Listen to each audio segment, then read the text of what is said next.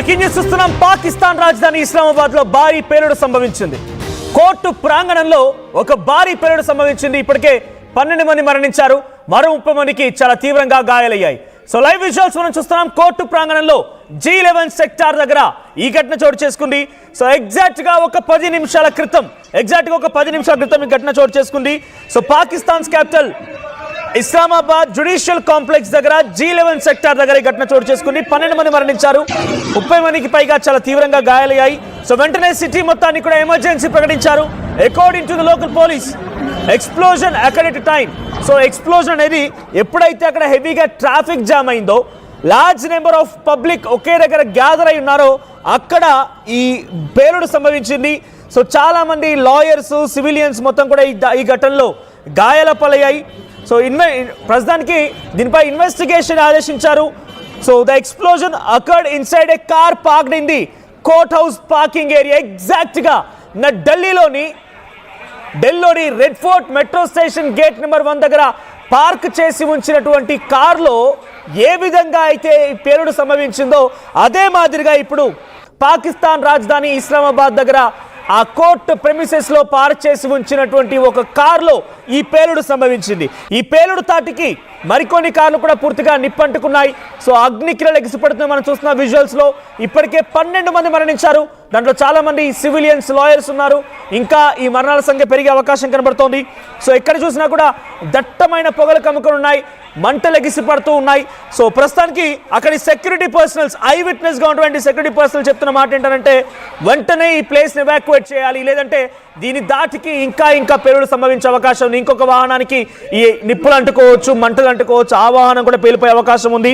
So in another incident at least 16 persons were injured in an improvised explosive IED. So ఇంకో ఘటన కూడా చోటు చేసుకుందంటే పాకిస్తాన్ లో IED పేలుడు కారణంగా అక్కడ కూడా ఖైబర్ పఖ్తూన్ఖ్వా ప్రావిన్స్ లో సుమారుగా అక్కడ 16 మందికి చాలా తీవ్రంగా గాయాలయ్యాయి. So Pakistan army and Frontier Corps personnel was returning from Loni post నుంచి డెరా ఇస్మాయిలీ ఖాన్ డిస్ట్రిక్ట్ కి వస్తుండగా ఖైబర్ పఖ్తూన్ఖ్వాలోని ఒక ప్రాంతం నుంచి ఇంకో ప్రాంతానికి వస్తున్నటువంటి మార్గ మధ్యలో ఈ ఘటన చోటు చేసుకుంది. ఆర్మీ పర్సన్స్ ఉన్నారు, ఫ్రంటియర్ కార్ప్స్ ఉన్నారు, వారందరికీ గాయాలయ్యాయి. మొన్న జరిగింది ఈ ఘటన. సో నిన్న జరిగినటువంటి ఈ ఘటనలో సుమారుగా 16 మంది గాయాలైతే ఈ రోజు ఒక కారు పేలుడుకు సంభవించింది. ఆ పేలుడులో 12 మంది మరణించారు. నిన్న ఏ తరీకాలో అయితే ఎగ్జాక్ట్ గా ఢిల్లీలోని రెడ్ ఫోర్ట్ దగ్గర ఓ ఘటన చోటు చేసుకుందో, రెడ్ ఫోర్ట్ దగ్గర జరిగినటువంటి రెడ్ ఫోర్ట్ మెట్రో స్టేషన్ కింద పార్క్ చేసినటువంటి ఒక కారు బ్లాస్ట్ ఎలా గురైందో ఇప్పుడు పాకిస్తాన్ ఇస్లామాబాద్ లో కూడా యాజ్ ఇట్ ఈస్ గా ఒక పేలుడు సంభవించింది. 12 మంది మరణించారు స్పాట్ లోనే. ఇంకా ఈ మరణాల సంఖ్య పెరిగే అవకాశం కనబడుతోంది. The Pakistan government last year declared the ban of Tehreek-e-Taliban Pakistan. So దీని వెనుక తాలిబాన్స్ ఉన్నారు, ఆఫ్ఘనిస్తాన్ కి సంబంధించిన తాలిబాన్స్ ఉన్నారనేది పాకిస్తాన్ ప్రభుత్వం భావిస్తోంది, పాకిస్తాన్ ఆర్మీ భావిస్తోందట. సో ఆ విజువల్స్ మనం చూస్తున్నాం ఎక్స్క్లూజివ్ ఆర్టీవీ స్క్రీన్ పైన.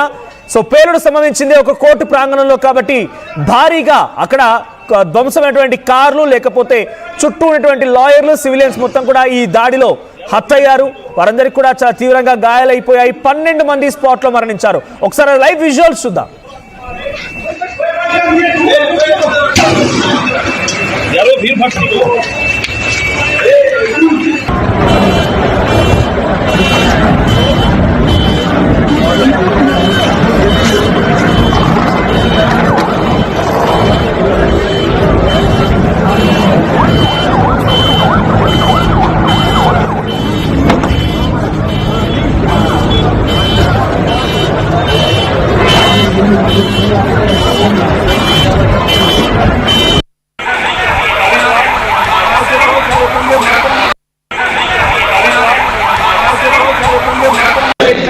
हाँ जी, चाय ले आए। ये फाइल देख लो। जी सर, अभी लाता हूँ। भागो दरवाजे की तरफ, किसी को उठाओ। हाँ जी, चाय ले आए। ये फाइल देख लो। जी सर, अभी लाता हूँ। भागो दरवाजे की तरफ, किसी को उठाओ। రైట్, ఇది కోర్టు ప్రాంగణం దగ్గర కింద ఒక కార్ పార్క్ చేసి ఉంది, పైన క్యాంటీన్ లా ఉంది. అది ఆ క్యాంటీన్ లో చాలా మంది కూర్చొని అది ఎగ్జాక్ట్ గా ఇప్పుడు ఒక 15 నిమిషాలు 20 నిమిషాల క్రితం ఈ ఘటన జరిగిందంటే లంచ్ టైం అది. సో కోర్టులో ఉన్నటువంటి అడ్వకేట్స్ వారందరూ కూడా అడ్వకేట్స్ యూనిఫామ్ లో ఉన్నారు, అంతా అక్కడ కూర్చొని వారంతా క్యాంటీన్ లో తింటూ ఉన్నారు. అంతలోనే ఈ ఘటన చోటు చేసుకుని ఇస్లామాబాద్ లోని కోర్ట్ ఏరియాలో కోర్ట్ కాంప్లెక్స్ లో ఈ పేలుడు సంభవించింది. ఈ ఘటనలో 12 మంది మరణించారు. చూడు ఎక్కడ వారు అక్కడే ఒక్కసారిగా షాక్ గురయ్యారు, పరుగులు తీశారంతా కూడా. అసలు ఏం జరుగుతుందో తెలుసుకునే లోపే ప్రాణాలు పోయాయి. దట్టమైన పొగలు కమ్ముకున్నాయి. ఈ మంటలు ఇంకో కారు కలా వ్యాపిస్తూ పదుల సంఖ్యలో కారు కూడా పూర్తిగా ధ్వంసమైనట్టు తెలుస్తోంది. మా ప్రతినిధి నవీన్ సిద్ధంగా ఉన్నారు. నవీన్, సో ప్రెసెంట్ ఇస్లామాబాద్ సంబంధించిన ఘటనలో దీని వెనక తాలిబాన్సే ఉన్నారు, ఆఫ్ఘనిస్తాన్ తాలిబాన్సే ఉన్నారనేది పాకిస్తాన్ ప్రభుత్వం చెప్తున్న మాట. పాకిస్తాన్ ఆర్మీ ఫోర్సెస్ కూడా కొంత అనుమానం వ్యక్తం చేస్తున్నాయి. సో ఘటనలో ఇంకా ఎటువంటి సిచ్యువేషన్లు కొని దీని వెనుక ఇన్వెస్టిగేషన్ టీమ్ ను కూడా ఏర్పాటు చేశారు. సో వరుసగా నిన్న ఇండియాలో, ఈరోజు పాకిస్తాన్ లో ఈ వరుస పేలుడు పైన ఎటువంటి చర్చ జరుగుతోంది? పాకిస్తాన్ ఇప్పుడు దీనిపై ఎటువంటి ఇన్వెస్టిగేషన్ ఎమర్జెన్సీ సిచ్యువేషన్ ని జారీ చేసింది? మనకి పాకిస్తాన్ మీడియా నుంచి అందుతున్నటువంటి సమాచారం ప్రకారం ఇప్పటివరకు 12 మంది మృతి చెందారు. దాదాపు 40 మంది వరకు కూడా గాయాలైనట్టు కూడా తెలిస్తే వారిని అక్కడ ఉన్నటువంటి పిమ్స్ ఆసుపత్రికి కూడా తరలించడం జరిగింది. సరిగా 3 గంటల ప్రాంతంలోనే ఈ యొక్క బ్లాస్ట్ కూడా జరిగినట్టు కూడా తెలుస్తుంది. అక్కడ ఉన్నటువంటి ఇస్లామాబాద్ డిస్ట్రిక్ట్ కోర్ట్ లో పార్క్ చేసినటువంటి ఈ కారులో పెద్ద ఎత్తున శబ్దం రావడం జరిగింది. ఉటావుటిన అక్కడ ఉన్నటువంటి స్థానికులు అందరూ కూడా భయభ్రాంతులు గురై అక్కడి నుంచి పారిపోతున్నటువంటి ఆ దృశ్యాలు కూడా మనకి స్పష్టంగా కనిపిస్తున్నాయి. అయితే ఈ కోర్ట్ కాంప్లెక్స్ ఏదైతుందో అక్కడ ఉన్నటువంటి క్లయింట్స్ కూడా వచ్చారు. దాంతో పాటు కొంతమంది అడ్వకేట్స్ ఉన్నారు, జడ్జెస్ అందరూ కూడా అక్కడ ఉన్నటువంటి సమయంలోనే ఒక్కసారిగా ఈ యొక్క బ్లాస్ట్ అనేది కూడా జరిగిందని చెప్పేసి అక్కడ ఉన్నటువంటి ప్రత్యక్ష సాక్ష్యం చెప్తున్నారు. ఈ బ్లాస్ట్ తీవ్రత దాదాపు 6 కిలోమీటర్ల వరకు కూడా ఈ యొక్క శబ్దం కూడా వినిపించినట్టు కూడా అక్కడ ఉన్నటువంటి స్థానికులు కూడా చెప్తారు. సోషల్ మీడియాలో ఇప్పుడు వీడియోస్ అన్ని కూడా వైరల్ అవుతున్నటువంటి పరిస్థితి నెలకొంది. నిన్న ఢిల్లీలో జరిగినటువంటి బ్లాస్ట్, ఈ రోజు పాకిస్తాన్ ఇస్లామాబాద్ లో ఈ యొక్క బ్లాస్ట్ కూడా జరిగింది. మనకు అందుతున్నటువంటి సమాచారం ప్రకారం ఇది ఈ ఆత్మహత్య దాడిగానే అక్కడ ఇస్లామాబాద్ పోలీసులు కూడా భావిస్తున్నారు. ఎందుకంటే పార్క్ చేసినటువంటి కారులో ఒక వ్యక్తి ఉన్నారు, ఆ వ్యక్తి ఆత్మహత్య దాడికి పాల్పడ్డారనే కోణంలో కూడా ఇటు ఇస్లామాబాద్ పాకిస్తాన్ పోలీసులు కూడా దీని ఎంక్వైరీ కూడా చేపడుతున్నటువంటి పరిస్థితి నెలకొంది. ప్రస్తుతానికి ఇంకా మృతుల సంఖ్య ఇంకా పెరిగేటువంటి అవకాశం కనిపిస్తున్నాయి. ఎందుకంటే కోర్ట్ కాంప్లెక్స్ లో వేలాది మంది అక్కడ ఉన్నటువంటి న్యాయవాదులు కావచ్చు, అక్కడ వచ్చేటువంటి క్లయింట్స్ కావచ్చు, చాలా మంది మృత్యువాత పడ్డ కూడా మనకి సమాచారం ఉంటుంది.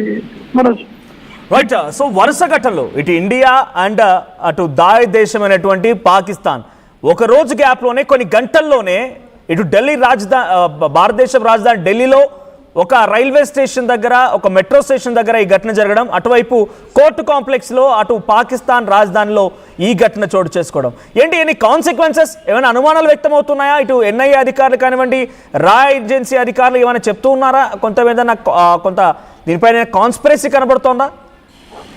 అంటే పాకిస్తాన్ ఇస్లామాబాద్ లో జరిగినటువంటి ఆ బ్లాస్ట్ సంబంధించి తాలిబాన్లు చేసి ఉండొచ్చు అని చెప్పేసి కూడా ఒకవైపు పాక్ మీడియా వర్గాల్లో కూడా ఈ యొక్క చర్చ కూడా జరుగుతుంది. ఎందుకంటే పాకిస్తాన్ అక్కడ ఉన్నటువంటి తాలిబాన్ల మధ్య కొంత గొడవలన్నీ కొనసాగుతున్నాయి, వారిని బహిష్కరించినటువంటి ఆ పరిస్థితులు కూడా నెలకొన్నాయి. కాబట్టి ప్రస్తుతానికి వారు ఈ బ్లాస్ట్ కి కారకులయ్యారని చెప్పేసి కూడా పాకిస్తాన్ మీడియా ద్వారా, ఆ సోర్స్ ద్వారా మనకి సమాచారం అందుతుంది. ఇంకా పూర్తి స్థాయిలో ఆ దర్యాప్తు అనేది కూడా కొనసాగుతున్నటువంటి పరిస్థితి నెలకొంది. ఒకవైపు ఢిల్లీలో జరిగినటువంటి ఈ బ్లాస్ట్ సంబంధించినటువంటి వారు జైషే మొహమ్మద్ సంబంధించినటువంటి వారుగా పోలీసులు భావిస్తున్నారు. ఇంకా ఎంక్వైరీ కూడా కొనసాగుతుంది. ఒకవైపు మొన్న 2 రోజుల పాటు 5గురిని అదుపులోకి తీసుకున్నారు. ఈ రోజు మరో 2 ఇటు హర్యానా సరిహద్దుల్లోనే మరో 2 జైషే మొహమ్మద్ సంబంధించినటువంటి మద్దతుదారులను కూడా వారిని అదుపులో కూడా ఢిల్లీ పోలీసులతో పాటు యాంటీ స్క్వాడ్ సంబంధించినటువంటి పోలీసులు కూడా వారు అదుపులో కూడా తీసుకున్నటువంటి పరిస్థితి నెలకొంది. కాబట్టి ఇదంతా కూడా ఉగ్రవాదులు చేపట్టినటువంటి ఈ బ్లాస్ట్ అనే కోణంలో కూడా పోలీసులు దర్యాప్తు కూడా చేపడుతున్నారు. ఢిల్లీలో జరిగినటువంటి ఈ కార్ బ్లాస్ట్ సంబంధించినటువంటి విషయాలు మాత్రం ఇప్పటికే ఎన్ఐఏ కూడా ఈ కేసును కూడా విచారణ కూడా చేపట్టడం జరుగుతుంది. కాబట్టి ఇటు పాకిస్తాన్ లో జరిగినటువంటి బ్లాస్ట్ అక్కడ ఉన్నటువంటి టెర్రరిస్ట్ చేశారా, లేకపోతే ఎవరు చేశారు, పాక్ లో ఉన్నటువంటి విభేదాల మధ్యలో ఈ యొక్క బ్లాస్ట్ జరిగిందనే కోణంలో కూడా పాక్ సంబంధించినటువంటి ఆర్మీ పోలీసులు కూడా ఇంకా దర్యాప్తు కూడా చేపడుతున్నారు. Right, thank you Naveen. So ఇక్కడ పాపం పండింది అనేటువంటి మాట విన్నారు కదా, కొన్ని సామెతల్లో లేకపోతే అవన్నీ చెప్తూ ఉంటాము, నిజంగా కర్మ ఫలితం అనేది. సో పాకిస్తాన్కి ఇప్పుడు జరిగింది అదే. జైషీ మహమ్మద్ ఉగ్రవాద సంస్థని పెంచి పోషించి వారికి ఆర్థికంగా వనరు సమకూర్చి ఆపరేషన్ సింధూర్ ద్వారా భారత ఆర్మీ డైరెక్ట్గా వాడి జైషీ మహమ్మద్ ఉగ్రవాద సంస్థని కుప్పగూల్చి అక్కడి 14 మందిని ఉగ్రవాదిని హతమందించి మసూద్ అజార్ జైషీ మహమ్మద్ ఉగ్రవాద సంస్థ చీఫ్ అయినటువంటి వాడి కుటుంబంలో కూడా ఉగ్రవాదులు ఉంటే వారిని సైతం అంతమొందిస్తే ఒక్కొక్కడికి ₹1 ఇచ్చి వారిని మళ్ళీ పెంచి పోషించి ఆ జైషీ మహమ్మద్ ఉగ్రవాద సంస్థ స్థావరాన్ని మళ్ళీ తిరిగి పునరుద్ధరించే ప్రయత్నం పాకిస్తాన్ ప్రభుత్వం చేసింది. వాడేం చేశాడు? పాక్ ఆక్యుపైడ్ కాశ్మీర్కి వచ్చాడు. పాక్ ఆక్యుపైడ్ కాశ్మీర్కి వచ్చి అక్కడ భారతదేశంలో కొంతమంది స్లీపర్ సెల్తో కమ్యూనికేట్ అవ్వడం, ఇక్కడ కుట్రలు చేయడం చేస్తే operation శివకాశ్, operation Akal, operations Rudra ఇటువంటి రకరకాల పేర్లతో operation Sindoor is on going project అనేటువంటి మాటతో మన భారత ఆర్మీ అందరినీ మట్టుబెట్టింది.